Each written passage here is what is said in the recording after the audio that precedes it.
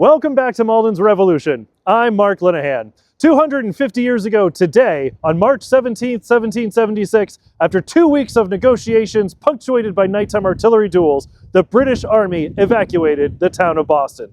The siege that began on the first day of the war 11 months ago has ended. George Washington has achieved his first and what would turn out to be one of his most significant victories of the war. In school, we're taught that Henry Knox dragged cannon all the way from Fort Ticonderoga, placed those cannons here on the Dorchester Heights south of the city, and the British immediately fled. But the cannon and fortifications were placed on the night of March 4th, and the British didn't evacuate until March 17th. What transpired in between those dates could be considered one of the most tension-filled 2-week periods in American history until the Cuban Missile Crisis. One thing about history that's always good to be reminded of is that no one knows what's going to happen while it's happening. While today, Boston is a thriving 400-year-old city, and the siege of Boston is not remembered for its high death toll, military leaders, both British and American, spoke of the siege of Boston as inevitably ending with an amphibious assault sustaining high casualties, and/or a bombardment that would leave all of Boston destroyed. In fact, what could have turned out to be the bloodiest battle of the war was not prevented by men on either side, but by the weather. Seeing the new fortifications on Dorchester Heights, General Howe planned an immediate direct assault against them, to be commanded by General Hugh Percy, the British savior at Lexington and Concord. At the same time, General Washington has planned an amphibious assault of 2 divisions that would cross the Charles River, land at 2 separate locations in Boston, and overwhelm the town. But fortunately, intense winds and otherwise terrible weather swept across the area for 2 days, making it impossible for anyone to get anywhere by boat. By the time the weather cleared, the fortifications on Dorchester Heights were considered too secure, and both the British and Continental armies had given up the idea of a direct assault. On March 8th, the selectmen of Boston were allowed to cross the lines under a flag of truce and inform General Washington that General Howe intended to leave Boston. The backdrop for these events is also the continued harassment and capture of British vessels by Continental ships and privateers, including Captain Daniel Waters of Malden, now commanding the schooner Lee. On March 10th, Daniel Waters, along with 2 other captains under the command of Commodore John Manley, had seized a ship laden with provisions for Boston. Several other British vessels had been seized since the new year, contributing to General Howe's decision to abandon the city. On March 13th, General Washington held a council of war at General Artemus Ward's headquarters in Roxbury, today the Dillaway Thomas House, part of Roxbury Heritage State Park.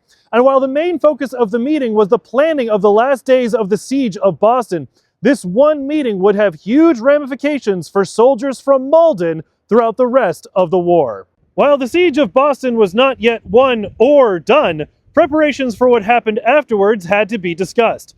While General Howe's evacuation of the city was the desired outcome, it was not known where Howe would evacuate to, and there was a very serious concern that Howe could go directly to New York, a city Washington called, quote, a post of infinite importance.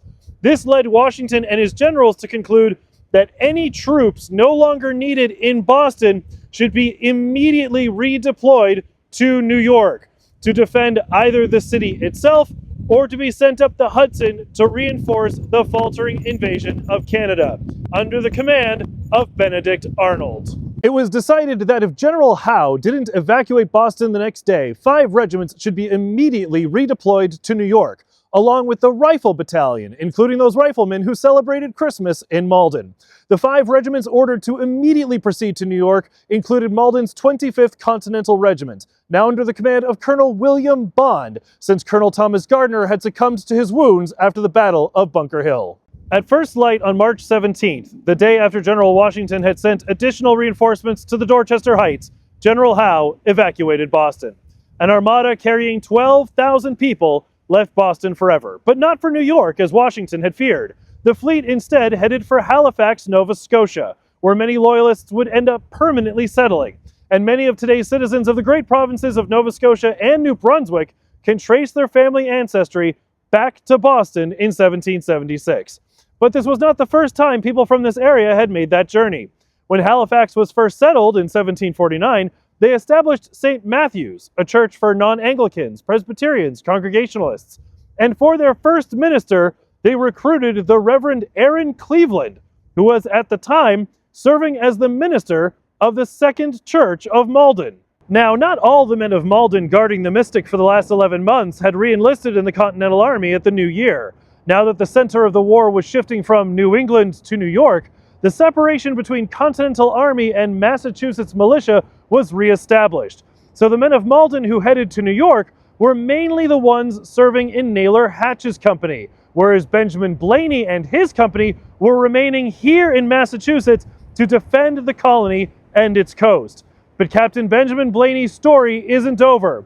We still have 7 more years of war ahead of us, and with the British Navy still the most powerful navy on Earth, the war could always return to Malden. The siege of Boston ended on March 17th, and on March 18th, 250 years ago tomorrow, the men of Malden began their march to New York. Colonel William Bond, Captain Naylor Hatch, and the brave Massachusetts veterans under their command are soon far from home. But what will their service entail for the rest of 1776? Will they be stationed in the city and be part of the battles of Long Island, Kip's Bay, Washington Heights? Or will they be sent north to fight at Montreal and Ticonderoga? Will the British fleet ever return to Massachusetts? See you soon.